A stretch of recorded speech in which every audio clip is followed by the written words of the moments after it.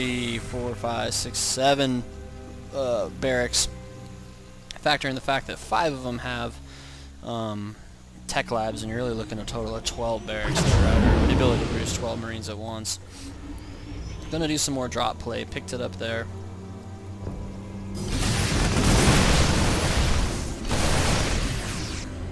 And meanwhile, Exo's got 2 different area of effects working for him, right? He's got the Psionic Storm from the High Templars.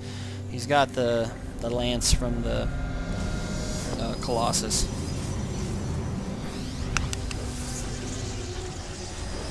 And there again is that +3 armor I was talking about to the +1 attack. So even if those ghosts can take away their shields, all his ground units are still fairly well heavily armored. And again, not just marching right in, right? It's a game of angles, right? He wants to get the right angle on his opponent at all times. Drop goes in up top here. Clearing out some of these guys. We're going to have another Colossus coming here fairly timely. Colossus actually gets trapped. These 2 are going to go in and clean it up. And hey, even though we wanted to focus on this, positioning strategy cast, right, highlighting the various positioning of elements, quite a bit can be said for having pylons where you need them, right? The Exo's got pylons behind all of his mineral lines, right? So that as those mineral lines get attacked, he can warp in units at a moment's notice.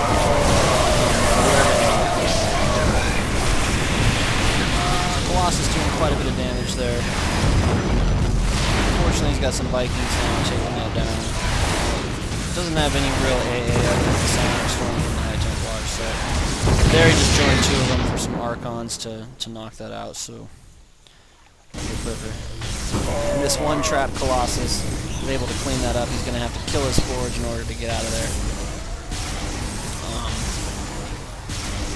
But yeah, as a Protoss player, have those proxy pylons spread out wherever you need them. Like I was talking about a moment ago, he's got them behind all of his mineral lines, so he is able to warp in units as those mineral lines get attacked or proxy attacked or whatever, right?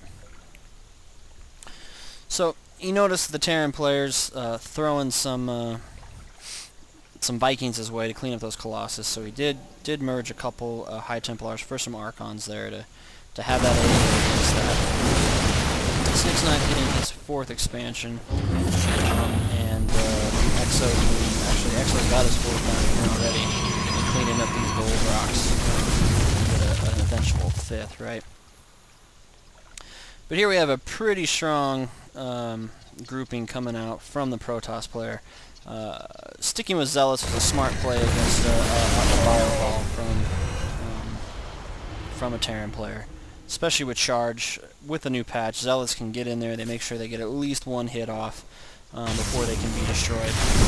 So even if they're getting outranged, as long as they get their charge off, you're guaranteed 1 hit.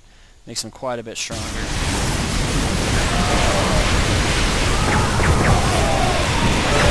Psionic Storm's going down. Zealots getting a good swing.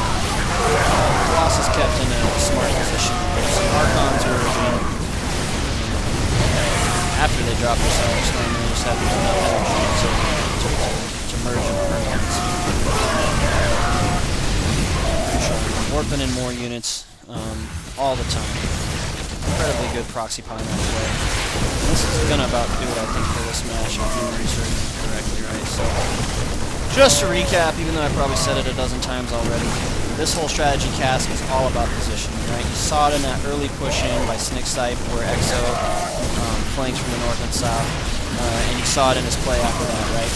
And you saw it in his positioning of pylons, right? He positioned pylons around the map so that he could warp in units. He did have one down here, it got destroyed. You could warp in units from multiple angles and continue to attack them. Right? This whole match, Exo just had what he needed and really nothing more. Very good economy management. Again, lots of things I'll point out from a strategy perspective here. Good positioning of the Colossus the whole time, right? Keep them in the back. Let your meat shields of your Archons and your Zealots clean up up front. And I really did love that early feedback.